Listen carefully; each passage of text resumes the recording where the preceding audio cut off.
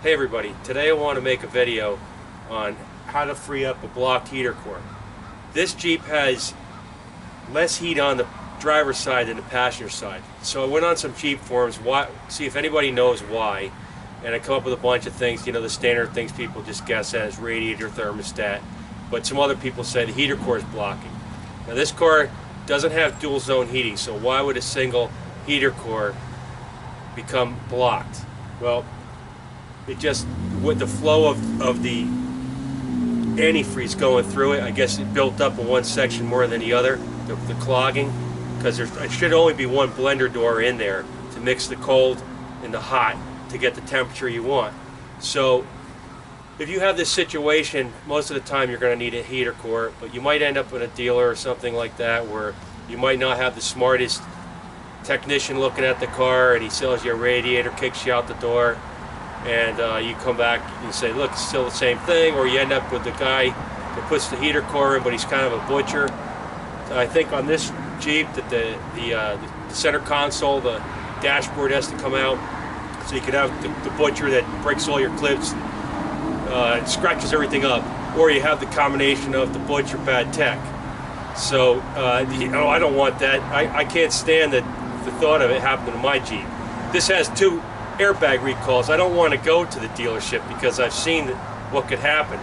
So anyway, leaving that aside, I took how I fix this heater core problem real cheap, and I've done this on some other cars, and it works on a lot of cars.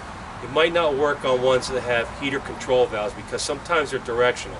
What I did is I reversed the flow of the coolant going through the heater core. So basically, simply, I took one hose off from one port, one hose off from the other port, switched them, so now the antifreeze is flowing in the opposite direction. Well, how does this work? Well, if you have a block that entered through this side from the flow of coolant, and it's kind of like here, putting the flow, reversing it, now it's going this way, it can unblock that passageway, and it does work. And in this Jeep, as soon as I did it, it worked immediately. Now, will it last? Can it clog back up? It may last forever, or it might clog back up. Both are a possibility. What you should do at this point is get in there and drain your coolant and flush it out to try to get that loose debris, that whatever that was, see if you can get it out, and put in fresh antifreeze and distilled or deionized water. So we're going to take a look under the hood, and I'll show you what I did. So I'll just show you under the hood where I did it. And hopefully if you try this, it works for you.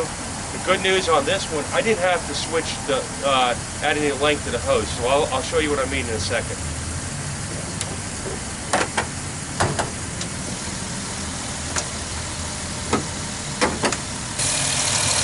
Okay, so trying to see what's going on here. This is one of my heater hoses right here, and it's going right over just below this air intake boot, okay? And the other one is hard to see, but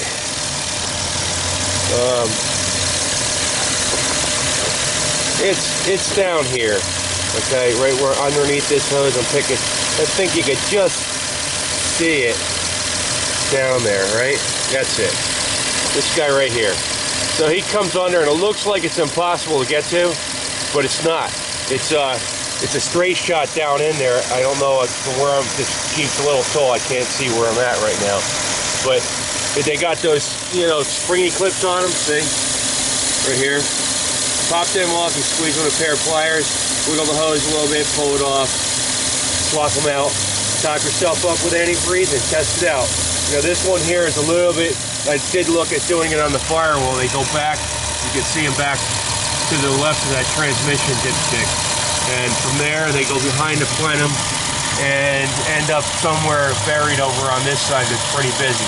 So over here, it literally took me 5 minutes. And right here, you can actually see both hoses pretty well right there. Okay? Whoops, too much zoom.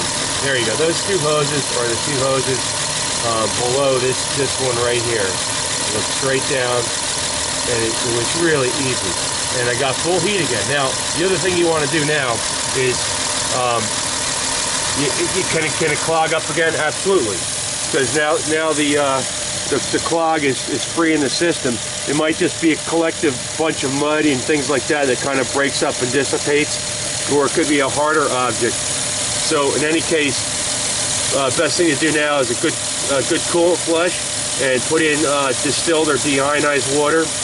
Otherwise, you're putting minerals back in the system that are going to harden up and clog everything. And when that kind of clog is pretty much permanent. So that's my tip.